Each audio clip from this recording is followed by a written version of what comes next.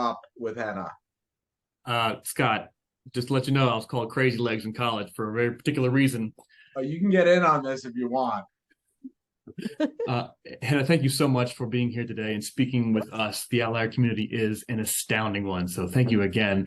When it comes to your TEDx talks and really just public speaking, I love how you say that if you want to learn something, give a speech on it, because you really do figure out what you don't know when you try to articulate a particular topic. But relative to your impact as a natural outlier, how do you see the significance of your public speaking, your platform? How do you see the significance of the canon of information you've delivered on stage to the public?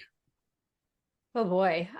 Well, first, I feel like I have to start with gratitude and humility. Like, there's still days where, I'm not here to BS you guys. There's still days where I'm like, why is this working for me? And there's other people who are trying to do similar things and, maybe having a little bit of a tougher time. That sometimes feels unclear. But what I do know and what I will say is, in this noisy marketplace, too often we try to be palatable. A lot of this good, awkward movement is about, we try to be socially palatable. Will people like this?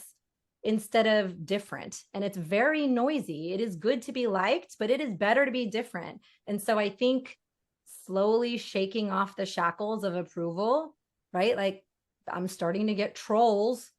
Am I handling it like a champ? Lies. No, I am not. But is it a growth edge that I am working on every day because I know that that's where my impact will rise? Yeah, 100%. And, I think part of the research of this book, I realized, and I think all of us know this in this community, I know I can't be the first person to say it, is you're not going to please everybody. You're not going to please everybody. I did a keynote a couple of weeks ago. I got my review form. It's like 98%. Great speaker, engaging, learned so much, great content. And the one person that was like, this felt like a boring TEDx talk. I was like, well, damn, right? Everybody else loved it. Am I going to change what I delivered for that one person?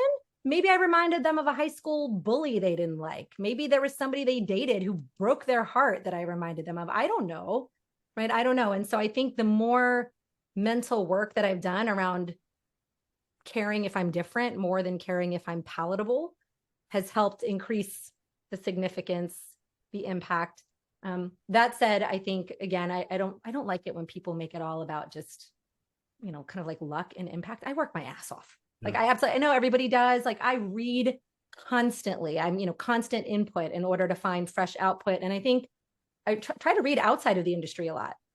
I don't read just professional and personal development books. I try to read fiction. I try to read, I watch interesting documentaries about like historical, war dramas. But to me, sometimes the most interesting insights or more interesting metaphors or connections come from things that are entirely unrelated to the industry. And that's where fresh perspectives kind of kick up and come from. So while these communities are magic, these communities are absolute magic, don't get me wrong. Also, make sure you're dipping your toe into other random sources of information too, because I think that's where impact comes from sometimes, those fresh perspectives. Thank you.